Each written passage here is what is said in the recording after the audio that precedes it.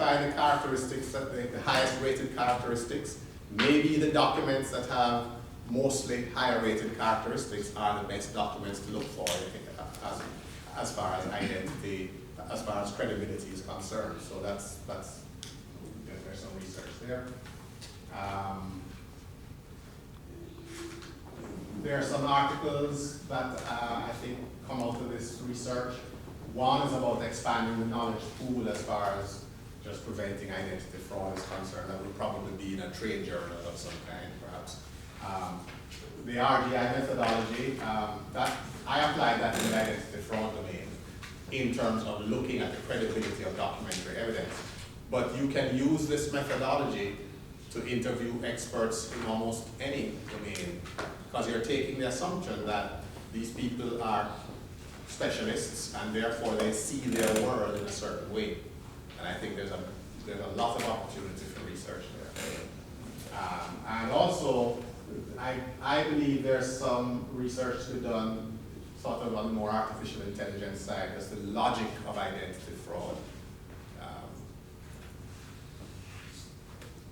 For instance, as far as that logic of identity fraud is concerned, if you think about all of these identity documents, you have various parties issuing identity documents, and the people who receive those documents go to the next person down the line and present it, get a new identity document. Now they take that identity document and go to the next person in the network, get an identity document.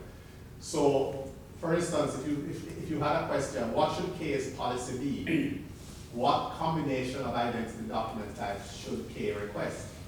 If you look at this network, everything depends on the documents that come from A, C, and D. All identity document verification starts with those three places. So, as I mentioned, just when you think about the logic of identity fraud, I think there's research to be done in that area. Okay. And that's it. I'm going to open it up. I'm going to talk to Robin is the most time constraint, so I'm going to get through the sergeant shots. Basically, a couple of, we've gone over these things several times. I just had a couple of comments on the presentation. Sure. And again, it goes back to the boundary issues we've been talking about. Yes. I know there was a time constraint, but I would like at least a brief mention of where this, your leaf or whatever is located with respect to the tree and the forest of this kind of research in terms of, what's been done previously in identity theft, and where yours fits in that landscape. So that was one thing I didn't see come out in the presentation. Okay, that's true. I have some discussion with the actual document with relation to identity theft, credibility, and repertory grid, personal construct, but it didn't come out in this presentation. Because again, especially when you're writing papers, you need to make sure you always say why it's a contribution, which means you have to frame it with respect to the prior research. Okay. So that's one comment. Sure. And similar things with, when you're even talking about methodology, I was thinking about the repertory grid, because you could have done the full grid, and why would you or would you not do the full grid versus, why do you have to go back for the second step? And I can sort of see the reason, because in the first one, everybody might be giving you a different set of attributes. They were, sure. So you could get some ranking there, but then you only have the rankings of different attributes, and you won't be able to synthesize those findings. That's true. The second part, the full grid approach, would have required me to take the results of the first round of interviews and go back to the same people with the same list of 12 different types of documents and say, for each one of these documents, tell me where this document fits on the scale of importance of this characteristic. So part of the, you're right, I didn't do the full grid. Part of the constraint was a time constraint. Do you want to move that recorder to the middle of the table? So you can Oh, yes, sure. questions?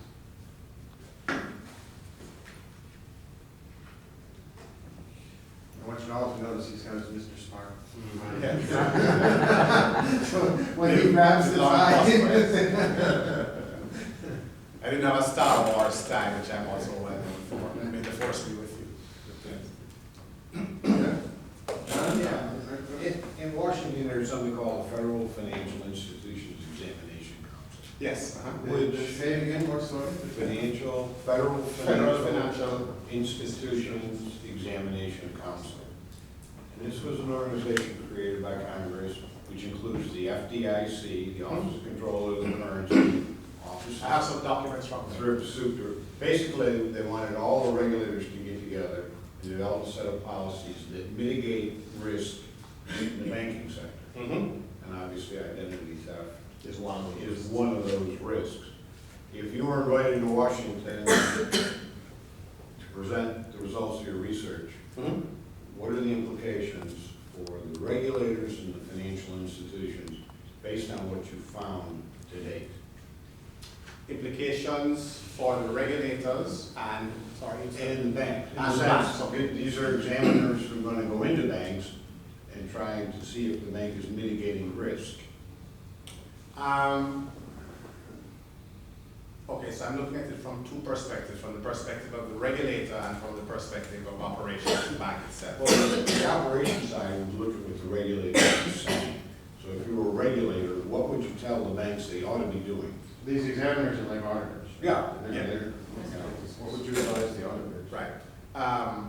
I think one, in fact, Deborah just kind of said it here, but one of the things that I believe would be important is to use this use this research to develop some best practices for the banks. That would be one of the things.